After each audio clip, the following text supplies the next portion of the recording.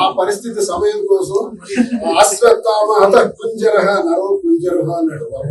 అంటే ఏనుగు చచ్చిపోతే మనిషి అశ్వత్థామ చనిపోయాడని ద్రోణుడు బాణం విడిచిపెట్టాడని అన్నాడు. రాజకీయంలో చెయ్యొచ్చు. ఆ సందర్భానికి ధర్మరాజు అబద్ధం ఆడాల్సి వచ్చింది. ఆ సందర్భానికి నాలాంటి సామాన్యుడు కూడా రాజకీయం అంటే అబద్ధం అడిగారు. రాజకీయం అదే దానికి అబద్ధం అను, నిజాయితీ అను. నిజాయితీ అనే పదం రాజకీయ డిక్షనరీలో ఉండదు. రాజకీయం అనే డిక్షనరీ నిజాయితీ పదం ఉంటుంది, చూపించండి. సార్, మీరు ఒక రాజకీయ నేతగా ఎన్నో వివాదాలను పరిష్కరించారు. ఇప్పుడు మీ కుటుంబ సభ్యులు, మీ కుమార్తెలు ఇంటి దగ్గర ఉన్నారు. వాళ్ళకి మీరు ఏం చెప్తారు? ఏ పరిష్కారం లేదు. ఆల్రెడీ నిర్ణయానికి వచ్చి డివోర్స్. సార్, డివోర్స్ అంటారు. ఒకవేళ ఆమె కూడా డివోర్స్ ఇస్తే మీ ఇద్దరు వివాహం చేసుకునే అవకాశం చెప్పండి. కాలం మీరంటారు, మీ ఇద్దరు సమీపంగా ఉన్న వీడియో షేర్ చేశారు. రాత్రి పగలు కూడా ఊరి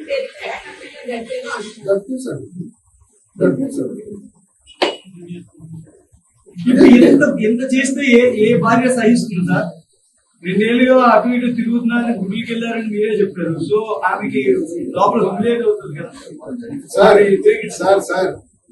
నేనే భూప్రపంచం మీద తప్పు చేస్తాను, ఉన్న ఏ మానవుడు తప్పు చేయలేదని కాదు సార్. ఇక్కడ అందరూ చేస్తే అందరు భార్యలు కాపాడుతూ వస్తున్నారు సార్.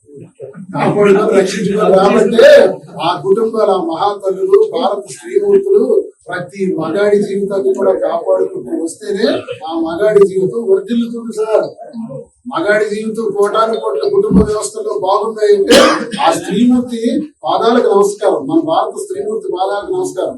భారత స్త్రీమూర్తి ఈ విధంగా ప్రశ్నించడం మొదలు పెడితే ఏ మగాడు బాగుపడ్డాడు, ఏ మగాడు బ్రతకడు, ఏ కుటుంబ వ్యవస్థ కూడా నిలబడదు.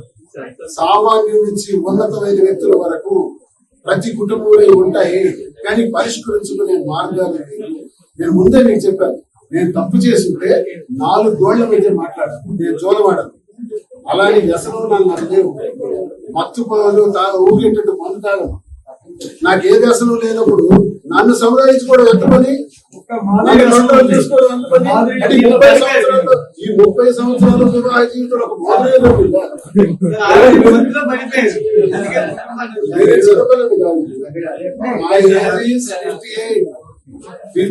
లో ఎన్నో చూశాను.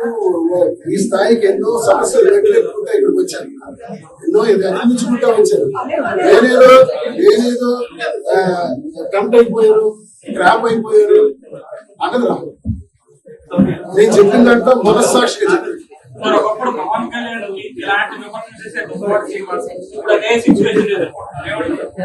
ఏం చేస్తావు సార్?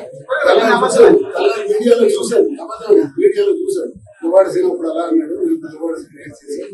అంటే నా జీవితంలో నేను 2 రోజులు ఏం చేస్తాను, పవన్ కళ్యాణ్ చేస్తుంది 2వ వివాహం, 3వ వివాహం కరెక్ట్ అని నేను అన్నాను.